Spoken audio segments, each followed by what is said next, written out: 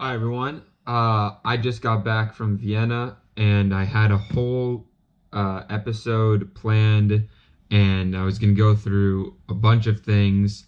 I decided I'm gonna save it until I have more energy because I'm exhausted. I just got back and the Laker game is about to start and I have to get down to watch with my family. So I'm just gonna give you the NFL Week 7 predictions. By the way, I picked the Broncos. Anyone who knows me would believe that. I've always been huge on Emmanuel Sanders and down on the Cardinals. I picked the Broncos, but if you don't want to count that, fine. But I'm going to count it. Um, so last week I was one of my worst weeks. My second worst week. My second week under 500. I was 7-8, bringing my total to 35-26, which is still way better than Bleacher Report. Uh, so let's dive right into the Week 7 predictions. Titans at Chargers. This is going to be a big game for the Titans offense, which I was going to talk about, but I'll touch on in a second right here. Their offense is not really showing up at all because Mariota's injured and the offense coordinator is not calling the right plays. They're not using Derrick Henry and Dion Lewis at the same time, which I think they should. And I don't think they're gonna pull it together this week. Chargers take it. Texans and Jaguars. This might be the two AFC South teams that make the playoffs instead of the Titans because the Titans offense isn't showing up. And it's also the battle of the streaks. The Texans have won 3 in a row, and the Jaguars have lost 3 in a row. But the Jaguars are at home, and usually the losing streak tends to bounce back. I'm going to take the Jaguars here, mainly because they're at home. Panthers at Eagles. I'm going to take the Eagles. They're starting to play better.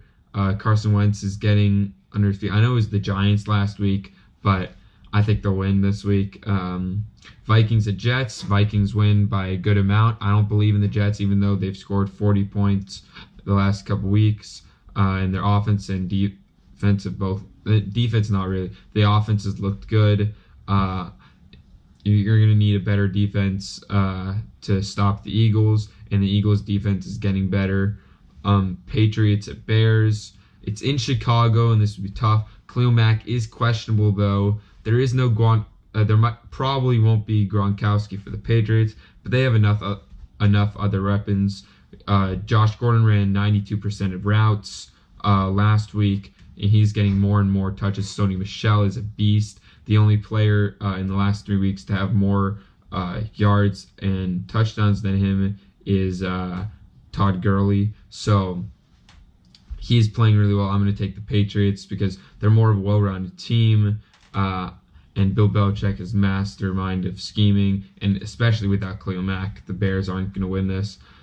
Bills at Colts. I'm going to take the Colts. Andrew Luck, I think, torches the Bills defense, which has been playing well recently. But every once in a while, you have a really good quarterback tear up a defense. Browns at Buccaneers. This is Browns offense hasn't looked that great, but they have a really good defense. Bucks defense is terrible, but they have a really good offense. It's in Tampa, but I'm going to take the Browns in this one. They just trade Carlos Hyde. Look for a big game from Nick Chubb. Jarvis Landry has a bounce back week. Both teams score in the 20s. Bucks low 20s. Browns mid to high 20s. Lions at Dolphins.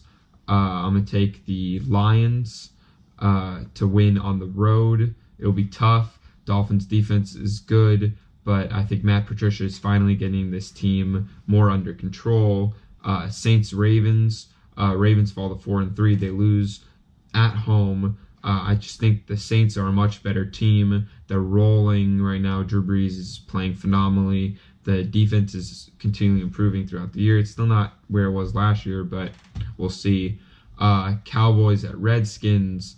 I'm going to take the Cowboys here. Zeke runs all over their whole defense. Dak has a decent game. They just, especially if Chris Thompson doesn't play, I don't see this as a good offensive game for the Redskins. You're going to need some more offense against a good Dallas defense. Rams at 49ers. Rams dominate. The 49ers are just depleted. They have, I don't know how they scored 30 last week. The Packers defense just terrible. Then we have Bengals Chiefs. This is in Arrowhead.